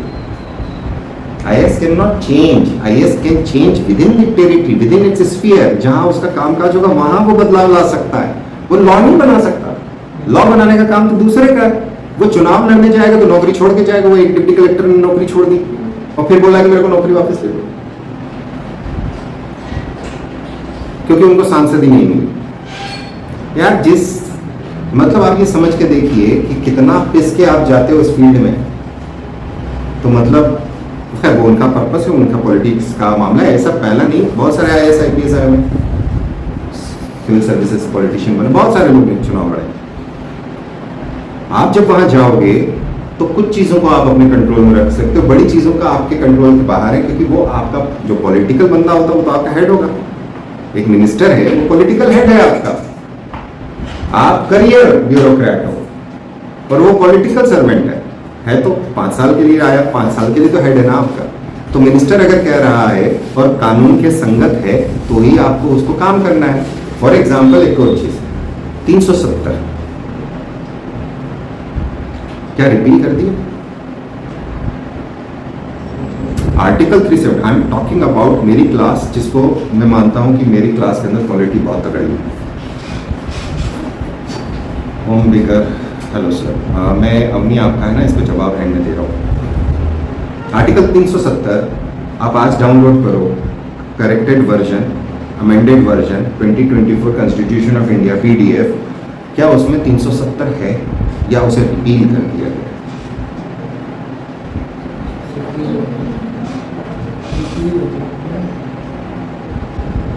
मैं नहीं बोल रहा, वाई? तुम तो PSC वाले हो ना, तुम्हारा काम ही वेरिफिकेशन। तुम जब जाके वहां अफसर बनकर बैठोगे तो क्या हर डॉक्यूमेंट उठा के बिना देखे साइन कर दोगे? तुम क्या जांच पड़ताल कुछ नहीं करोगे? तो तुम्हारे पास अगर ये न्यूज आई थी कि 370 हट गया, तो क्या 370 का रिपील आया? क्या मैंने जो अमेंडमेंट पढ़ा है उसके अंदर मैंने ये पढ़ाया कि article 370 has been repealed on so and so date? अगर मैंने ये नहीं पढ़ा है तो तुम कैसे बोल सकते हो कि वो रिपील हो गया? तो अगर वो रिपील नहीं हुआ तो उसमें कौन सी चीजें रिपील हुई हैं?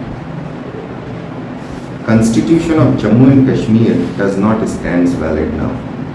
Constitution of Jammu and Kashmir मैंने पढ़ाया है उसको एक समय पे, जब बवाल चल रहा था, लॉन्ग बैक की बात कर रहा हूँ, मेरे पास Constitution of Jammu and Kashmir था। You know they had a fundamental right of property there. Jammu and Kashmir के अंदर फंडामेंटल राइट ऑफ प्रॉपर्टी था, फंडामेंटल राइट ऑफ विमेन थे, वो सब खत्म हो गए। तो कुछ फंडामेंटल राइट्स चले गए। आपको अभी पता है एक नाम है जो 3 इडियट फिल्म के अंदर नाम था, वांगचुक, है ना? नॉट वांगचुक, सोनम वांगचुक। आज आप इसको सर्च करिएगा, सोनम वांगचुक, तिब्बत के ना रीजन वो है, लद्दाख के, वो हड़ताल पे बैठे हैं। लद्दाख के लोग हड़ताल करे हुए, क्यों हड़ताल करें? दे वांट, उनका डिमांड बड़ा सिंपल है, include us in the 6th schedule. ठीक है, उसको क्यों नहीं कर रहे? They have gone against the BJP. जब पहले जम्मू यूटी बना था, दे वर प्रो, उन्होंने तारीफ करी थी। आज दे आर मास प्रदर्शन चल रहे हैं वहां। So you have to understand what is behind it. तो सिर्फ एक टेम्पल नहीं है, सिर्फ एक मॉस्क नहीं है, उसके पीछे के पर्सपेक्टिव है। राजा का पर्सपेक्टिव क्या होगा? मैं राजा हूँ, मैंने एक बड़ा शानदार मंदिर बनवाया मेरी जनता के लिए।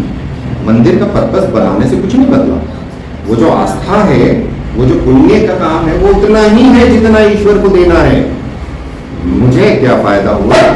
हमने सज धज के हाथी पर बैठ के बढ़िया छत्र वत्र लगा के ताम झाम के साथ 50-100 सैनिकों, अच्छे हट्टे कट्टे मुश्तंडे, लंबी लंबी तलवारें चमक रही हैं, जनता आई हुई है सारी। यूट्यूब का जमाना नहीं था। Understand this thing, there was no social media. What was the source of social media?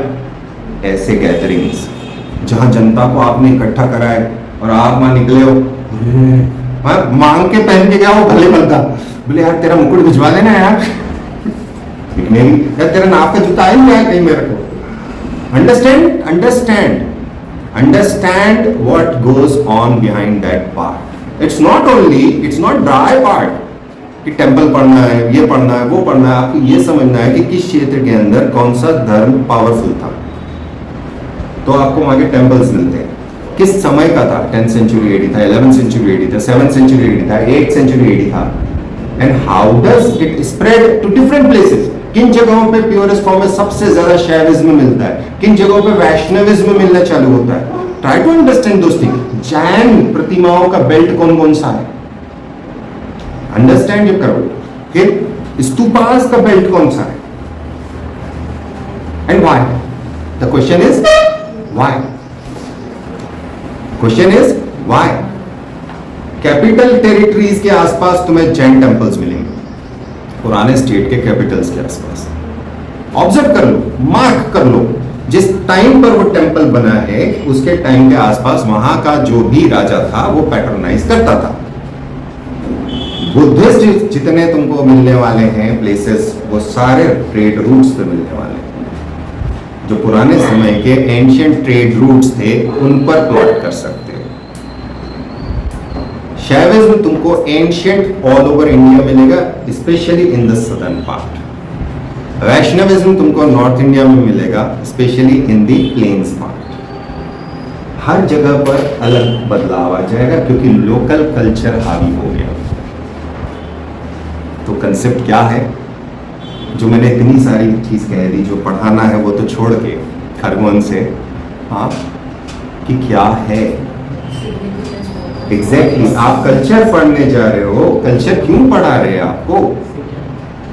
आपको कल्चर क्यों पढ़ा रहे हैं? आप कल को एक एसडीएम बन गए, तहसील आपके हाथ में आ गई, उस तहसील के अंदर एक मेला लगता है। अब आपका पर्सपेक्टिव क्या है? आप एसडीएम साहब हैं, आपने डीएसपी साहब को बोला, डीएसपी साहब जरा अपन गश्त कर लें, सारे गुंडे मवालियों को अरेस्ट कर लें, ठीक है सर, मेला अच्छे से होना चाहिए।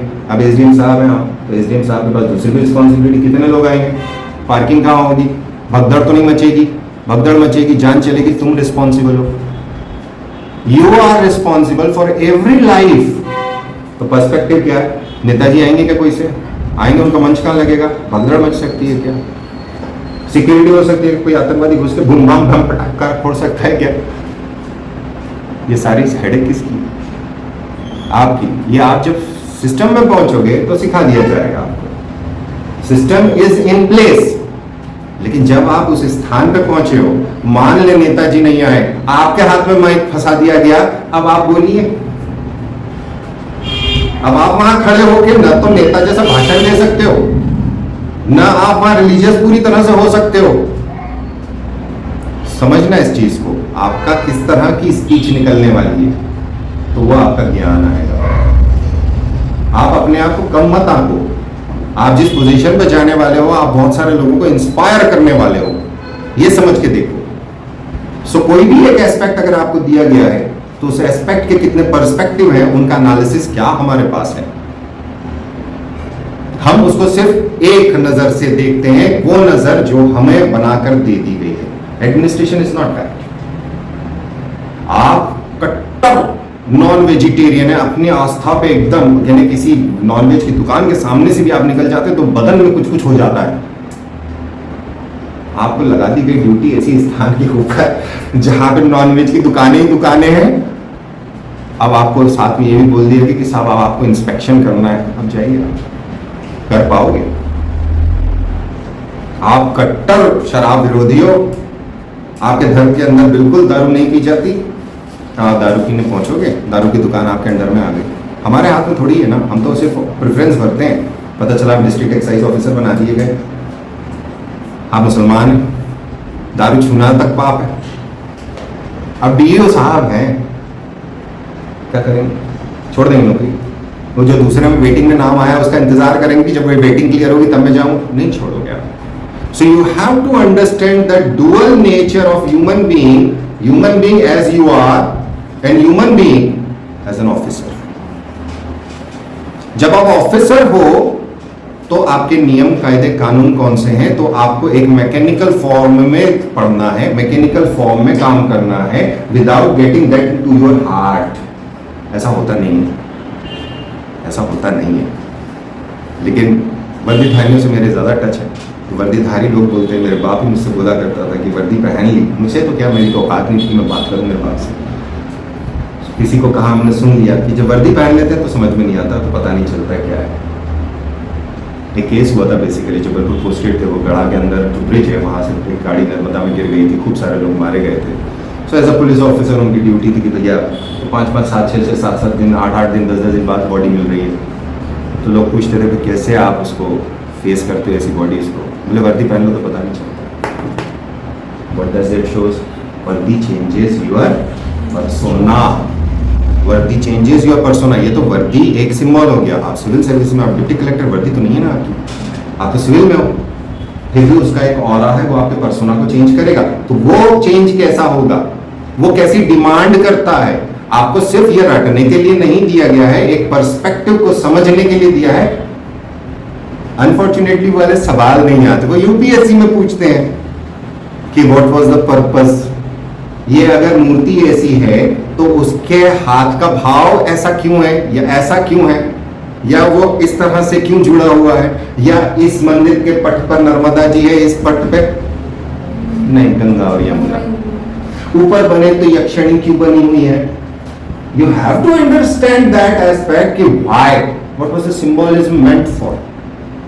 हम रट लेते हैं क्यों, क्योंकि वो सवाल एक बार पूछ लिया गया था, तो हमारे लिए वो सवाल आना चाहिए। मैं ये नहीं कह रहा हूं कि इस पार्ट को जो बहुत भयंकर मासिव है आप मास्टरी करो, I don't want you to do that thing, क्योंकि एक सवाल की उम्मीद है, 2 सवाल की उम्मीद है यहाँ, उसके लिए मैं आपका बहुत ज्यादा समय बर्बाद नहीं कर सकता हूँ, मजबूरी मेरी है, क्योंकि यहाँ उस लेवल के सवाल नहीं पूछेंगे। लेकिन मेंस में क्या लिखोगे तुम, तुम्हें नौकरी प्री थोड़ी देने वाली, प्री तो निकाल के पहुंचाएगी, इसलिए वो जरूरी है। लेकिन जब तुम मेंस में पहुंचोगे तो तुम लिखोगे क्या, वो बड़ा सुंदर है, बहुत बड़ा है, इतना सारा लोग आता है। What is the cultural dimension behind it? What is the archaeological school behind it? कौन लोगों ने बनवाया था, कैसे बनवाया था, क्या पर्पस था, इकोनॉमिक सेंस क्या था, पॉलिटिकल सेंस क्या था, रिलीजियस एस्पेक्ट्स कौन कौन से थे, etcetera etcetera etcetera, I can go on. Sense, perspectives. So हमेशा ये सोच के देखना, जिस भी चीज को देख रहे हैं, जिस भी चीज को हम पढ़ने की कोशिश कर रहे हैं, उसके पीछे सेंस क्या था। एक पहाड़ है, उस पहाड़ के ऊपर जाके आपने एक मूर्ति बना दी, क्यों बना दी भैया? सारे जितने भी पुराने स्थान आप देखोगे ना, सब आड़ी बाकी जगहों पर है। अरे तुम रोड पे चलो, एक टेकरी है, एक पहाड़ी है, उस पर एक हरा झंडा दिखेगा, एक ऑरेंज झंडा दिखेगा, समझ में आ जाएगा हरा झंडा है तो दरगाह वर्गा होगी, मुसलमानों का होगा, ऑरेंज झंडा है मतलब हिंदुओं का होगा। ये झंडा आइडेंटिफाई करो, टेकरी टेकरी खेल रहे, टेकरी पे क्यों? वो आले बाबा वो जंगल क्यों भाई? रीजन क्या है? दूर है वो समाज से। धर्म is not a play thing, मतलब ईश्वर के साथ जो कनेक्शन है वो प्ले थिंग नहीं है, वो प्ले स्टोर से डाउनलोड नहीं होता। आस्था अपनी जगह पर है, आस्था का कोई तोड़ नहीं है, आस्था कैसी भी हो सकती है, लेकिन उसके फॉलोइंग को समझो ना, उस समय का लेआउट समझो ना। चलो कहा था, लास्ट पॉइंट क्या था? बहुत सारी चीजें आ गई, क्या क्या कुछ तो ये बोल देते हैं। ऑडियो लैग हो रहा है यार, कोई बात नहीं। अवनी तुमने क्या लिख दिया भैया ऊपर? अवनी ने डिलीट भी कर दिया, बताओ, मैंने पढ़ा नहीं था, बुरा मान गई, सॉरी। रेगुलर, हाँ महेश्वर कथा में, ओके ओके ओके। सो अगर आप यहाँ अहिल्या जी को देखेंगे, अहिल्या बाई को देखेंगे, क्योंकि खासतौर पर उनका पैट्रोनेज है, तो आप सारे टेम्पल्स लाइन से पाओगे कि यहाँ शैविज्म है। तो राजा कौन? तो राजा ने अगर सारे टेम्पल्स बनाए तो प्रोमोटेड शैविज्म। अगर यहाँ पर मैं आपसे ये बोलूँ, critically evaluate the works of Ahilya Bai Holkar. Question is critically evaluate the work of Ahilya Bai Holkar. क्या तैयार हो तुम लोग? मेंस देकर बैठे हो, तुमने मेंस तैयारी की, are you ready for that? That is PSC. भाई क्वेश्चन तो आया हुआ है यार कि sir you have such a deep knowledge about religion, it's reflect in your saying I believe you have such a deep connection with God because your connection with God is beyond religion। भैया ऐसा वैसा मत बोला कर यार, screenshot में खींचो, तुम लोग खींच के डाल दो। बोल रही स्क्रीनशॉट खींच लो, कहाँ से खींचते हैं मुझे पता ही नहीं। अरे यार ये वो है ना यूट्यूब, अरे यूट्यूब इधर आके देख ले क्या होता है क्या नहीं होता है। अच्छा इसके अंदर पता है नई चीज आ गई, देखो जरा मैं कैसा दिख रहा हूँ। हाँ फिल्टर लगा दिए इन्होंने, ब्लैक एंड व्हाइट, गजब। अरे गजब, अरे गजब, अरे गजब। थोड़ा सा मस्ती कर रहा हूँ मैं ना, don't worry, coming back, no filter. पर नॉन ग्लैमरस लोग हैं यार, नॉन ग्लैमरस रहने दो, क्योंकि ये गायब कैसे होता है यार? ओके ओके ठीक है, आ गए है ना, अवनी का है। Okay, take care, no doubt. चलो पढ़ाई करें यार, कहाँ लग गए हम भी, भावनाओं में बह जाते हैं। पीएससी असल पे आ जाते हैं कि पीएससी क्या है। पीएससी वास्तव में बोलूँ मैं आप लोगों को, पीएससी वो है ही नहीं जिसे हम समझते हैं कि ये नाम रख लो, ये नाम रख लो, ये कर लो, वो कर लो। बेसिकली अगर आप ध्यान दोगे ना तो हर एक टॉपिक, हर एक सब्जेक्ट आपको कहीं ना कहीं इस्तेमाल में आता है। प्रैक्टिस में लोग कहेंगे कि सिर्फ हिंदी भाषा, ऐसे लिखना, और जो क्या क्या है वो लास्ट पेपर के अंदर ऐसे के साथ लेटर्स, है ना, सो प्रारूप हो गए, प्रतिवेदन हो गए, ये आते हैं। असल में काम ये आएगा लेकिन जिन पोस्ट पर आप जाओगे उस पोस्ट के ऊपर लेटर से कि आप एक एसडीएम है, जिस पद के लिए हम चाहते हैं, डीएसपी अलग है, एसडीएम है, तो माइनिंग का भी आपका रोल होगा। अगर आपको जियोलॉजी पता है तो आपको माइनिंग के बारे में पता होगा। अगर आपको ये पता है कि इस स्थान के ऊपर एक फॉल्ट जा रहा है तो आप अपनी प्रिपेयर्डनेस पहले से तैयार कर सकते हो। It is how you are going to execute. और वही मेंस के अंदर आप ऑब्जर्व करिए जो अभी चेंज करें इन्होंने, स्टैटिस्टिक्स, बाकी चीजें हटाते जा रहे हैं। पबैट हटा दिया, पबैट की थ्योरी हटा दी। वास्तव में थ्योरी की आवश्यकता नहीं थी, ट्रुथ है, नहीं थी, सोशियोलॉजी की है, सोशियोलॉजी की है। हमारे समय पर सोशियोलॉजी जिनका ऑप्शन होता था उनको नंबर मिलते थे एक्स्ट्रा इंटरव्यू में, मेरा नहीं था, मैं पहले वो करता था, फिर मैंने ड्रॉप कर दिया था। Okay, what I said, Maheshwar. Indore पे आ जाते हैं। इंदौर के अंदर बेसिकली, इंदौर में कहने की बात है कि इंदौर में कुछ नहीं है, इंदौर में किले हैं लेकिन वो दिखते नहीं है। सो किला मैदान, तुम्हारा कॉलेज गर्ल्स कॉलेज है वहाँ पे, क्या नाम है उसका? रानी लक्ष्मीबाई कॉलेज, एमएलबी, महारानी लक्ष्मीबाई। ओके, एमएलबी बहुत सारी जगहों पे, अक्सर आपको एमएलबी के नाम पे गर्ल्स कॉलेज मिलेगा। फोर्ट कुशलगढ़ किला है, थोड़ा सा दूर है इंदौर से। राजवाड़ा 1749 में मल्हार राव होलकर जी ने बनवाया था। मराठा मुगल फ्रेंच आर्किटेक्चर है, मराठा मुगल और फ्रेंच। इसको सिंधियाज ने जला दिया था, फिर टेम्पररी तौर पे मंदसौर कैपिटल शिफ्ट हुई थी, तो मंदसौर में भी एक राजवाड़ा है। लालबाग पैलेस है, 1886-1921 का है, ये अंग्रेजों की गुलामी वाला पीरियड है। रेनेसां है, पैलेडियन बुरोक आर्किटेक्चर है, और अब एक म्यूजियम में कन्वर्टेड है। लालबाग इस, अगर मैं साफ बोलूं तो बहुत पुअरली मेंटेन्ड है, उसको चाहते तो बहुत अच्छे से मेंटेन किया जा सकता है, ट्रस्ट के हाथ में है। अगर एएसआई के हाथ में होता तो एएसआई हो सकता है उसको अपनी पुरानी ग्लोरी के अंदर रिस्टोर कर दे। देन राजवाड़ा का चौक है जिसके ऊपर अहिल्याबाई की स्टैचू है। छतरीज हैं ढेर सारी। अब और चीजें बताऊं, यहाँ पे जो लिखा हुआ है ना, बुले सरकार की छतरी, कृष्णाबाई होलकर की छतरी, बोलिया सरकार की छतरी, कृष्णाबाई होलकर की छतरी। छतरी पूरा नाम सुना है? वो है मेरा इलाका, छतरीपुरा, छतरी बाग, राजवाड़ा के पास में, कलेक्ट्रेट के बीच में, कलेक्ट्रेट और राजवाड़ा के बीच में। छतरी बाग नाम क्यों है छतरी बाग? वहाँ छतरियाँ हैं। हम छतरी कहाँ समझते हैं? वो खान नदी के आसपास जो बनी हुई है छतरियाँ, राजवाड़ा के पहले, वहाँ पे भी छतरियाँ। छतरियाँ is a kind of cenotaph. यहाँ पर किसी व्यक्ति की अंत्येष्टि हुई है, उस स्थान का एक स्मारक बना दिया गया। रामबाग के पास जाओगे, सदर बाजार और रामबाग वाले एरिया में भी छतरियाँ हैं, और वो बहुत पुरानी छतरियाँ हैं। तो ये तो होलकर्स का है, कोई इंदौर क्या होलकर्स ने बनाया है? ओरिजिनल इंदौर कौन सा है? तो जूनी इंदौर। हेरिटेज वॉक होती है हमारे, कभी मैं बोल चलना मैं पूछ लूँगा, परिचित ही है जो अवार्ड भी मिलते हैं उनको, अपन नहीं जाते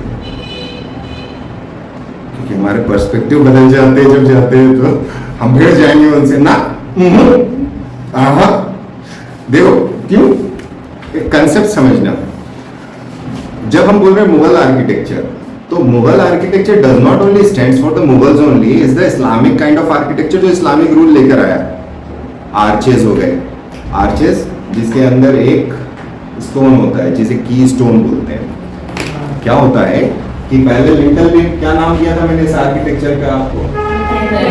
हाँ जी, शाबाश शाबाश, वेरी गुड, ट्राबिएट स्ट्रक्चर है ना। इसके अंदर प्रॉब्लम एरिया क्या, पत्थर के ऊपर पत्थर है तो लिमिट है, लोड बेयरिंग कम है। तो इन लोगों ने क्या करा बाद में कि यहाँ तक तो ठीक है, फिर ये पत्थर से जोड़ती है। अब पत्थर से अगर आप ऐसे ऐसे जोड़ते चले जाओगे तो कैसा अरेंजमेंट होना है कि ये लोड को डिस्ट्रीब्यूट कर दे। तो इस पत्थर को बोला जाता है द की स्टोन। जो सबसे ऊपर वाला पत्थर होता है उसका शेप यही होता है। व्हाट इट डज, वो फंसा देता है आसपास के पत्थरों में, और जो लोड उसके ऊपर आता है उसको इवनली डिस्ट्रीब्यूट कर देता है। It is much more stronger. तो ये जो आर्च है ये टर्क्स लेकर आए, मंगोल टर्क्स इसको लेकर आए, इसलिए उसको इस्लामिक आर्किटेक्चर बोलते हैं। यार जो ओरिजिनल बिल्डिंग है, अगर इस्लामिक आर्किटेक्चर की हम बात करें तो original building is the Kaaba. It is a cube. हाँ, इट इज अ, तो उसके अंदर तो ऐसे कोई खास आर्किटेक्चरल स्टाइल नहीं है ना, चौकोर है। डन।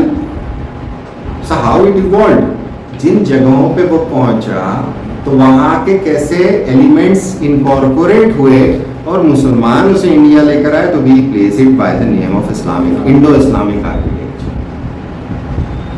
मेरा क्वेश्चन मार्क है हिस्टोरियंस पे। क्यों? क्योंकि हिस्टोरियंस जो है वो सेंस जो हम यूज करना चाहते हैं, जो वो बोल देंगे हम वैसा रट लेंगे। मेरे पीछे क्लॉज होना चाहिए कि व्हाई हाउ। अब जाम की मीनार है, अब आप काबा को देखिएगा, काबा के जस्ट एडजेसेंट कोई मीनार दिखती है क्या? उसके गेट्स में मीनार है, काबा के ऊपर नहीं है मीनार। मीनार बाद में बनाई गई, वो भी कब? जब अजान देने का पर्पस था कि दूर तक आवाज चली जाएगी, पर्पस वो है मीनार का। आज सिंबॉलिक मीनार है क्योंकि लाउड स्पीकर है। आज मस्जिदों में देखते हैं इतनी पतली है, उसमें ऊपर नहीं चढ़ सकते, सिर्फ मीनार एक टावर बने हुए हैं, लाउड स्पीकर लगा हुआ, आदमी तो नीचे खड़ा है। अरे जा यार भैया, ऊपर जाके अजान दे, वो असल है मीनार का काम। तो कुतुब मीनार का पर्पस वो था। कुतुब मीनार काबा से तो नहीं आ रही है, कुतुब मीनार तो जाम से आ रही है। अब जाम गेट ये मत कहना सर ये महेश्वर वाली रोड के ऊपर है जाम गेट, इंदौर से बड़ा सुंदर है, वहां भी गाड़ी गिर गई, एक्सीडेंट हो गया था। दैट इज दी एस्कार्प लैंड, खैर इंडिया चलता। सो जाम कहाँ है? नॉर्थ में। वहां से वो मीनार यहाँ आई, तो वो मीनारों का गढ़ है। मीनार सिर्फ यहाँ नहीं होती, मीनार इस पूरे मंगोल बेल्ट के अंदर है। इस बेल्ट में अगर आप लद्दाख जाओगे, लद्दाख में आपको मीनारें मिलेंगी जिनके बारे में आपकी मेन स्ट्रीम की हिस्ट्री नहीं बोलती, मेन स्ट्रीम का कल्चर नहीं बोलता। सो वी इनकॉर्पोरेट थिंग्स, हम उसको डिलीनिएट नहीं कर सकते। एक एग्जाम्पल के तौर के ऊपर, अगर आप घर में दाल बनाते हो, दाल में तड़का डालते हो तो काय का डालती? जीरा, राई, मिर्ची, मसाला। दाल कौन सी?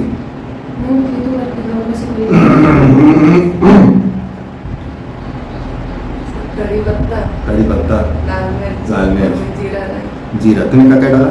जीरा, राई, मिर्ची, लहसुन। जीरे, लाई। तू लहसुन खाती है? और तू डाले तो कहीं डाले?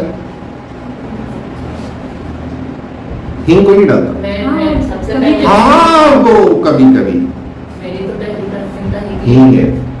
हींग अफगानिस्तान से आती है। मेजर सोर्स ऑफ हींग इज अफगानिस्तान। खजूर खाते हैं, मेजर मुस्लिम कंट्रीज से आता है। इंडिया तो ना के बराबर कदर करता है। हींग तो अब हम बनाना चालू कर, मतलब अब उगाना चालू कर रहे हैं। हम उसको धर्म के हिसाब से जोड़ दें या उस राष्ट्र के हिसाब से जोड़ दें कि यहाँ नहीं, पेट्रोल यूज करना छोड़ दो। मैक्सिमम पेट्रोल कहाँ से आ रहा है? गल्फ से, मुसलमान देश। सो अब इस पर्सपेक्टिव को ऑब्जर्व करना और फिर इस पर्सपेक्टिव को ऑब्जर्व करना है कि why in history we are putting that under names. Why don't we, इन्हीं की वजह से जो मीन मेक निकालने वाला काम होता है, जो घर परिवार में हमारे यहाँ सिखाते हैं, उसके जैसे बात कर रहे हो, ऐसे कपड़े पहन रखे, उसके जैसे बिहेव कर रहे हो। सुना है कभी नाम? नॉमिनक्लेचर लगा के, एक टाइटल लगा के आपको बोला जाता है ऐसा मत करो, उनके जैसे कर रहे हो।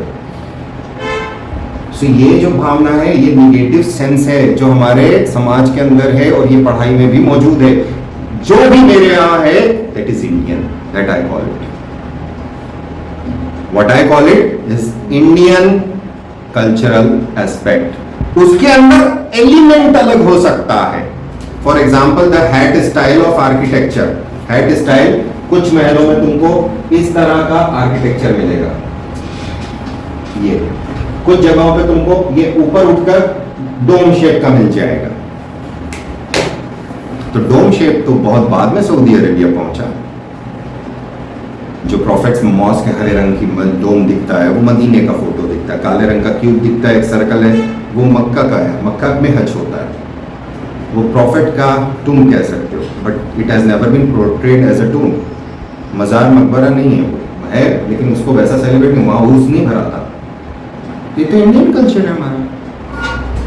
यू अंडरस्टैंड दिस सेंस कि अगर कोई एक एलिमेंट है, कल्चरल एलिमेंट है, किसी कल्चरल डायमेंशन से इनकॉर्पोरेट हुआ है तो वो कहां से आया है? यूज तो इंडिया में मानो। तो हींग अगर मेरी अफगानिस्तान से आई तो अफगानी दाल तो नहीं कहलाएगी, दाल तो दाल ही होगी। So you understand it can come from anywhere, ingredient part, the technique part, उसका origin हमें पता होना चाहिए। We should be able to say it is a medieval Indian architecture. We should be able to say it's a medieval Rajasthani architecture. That is the proper sense in which we should portray. We should. Why? To curtail the animosities. जो नाम आते हैं जब आप उनको involve करते हो तो वो एक हाईलाइट करते हैं और एक एंटागोनिज्म देते हैं, आप उसको हटा दीजिए।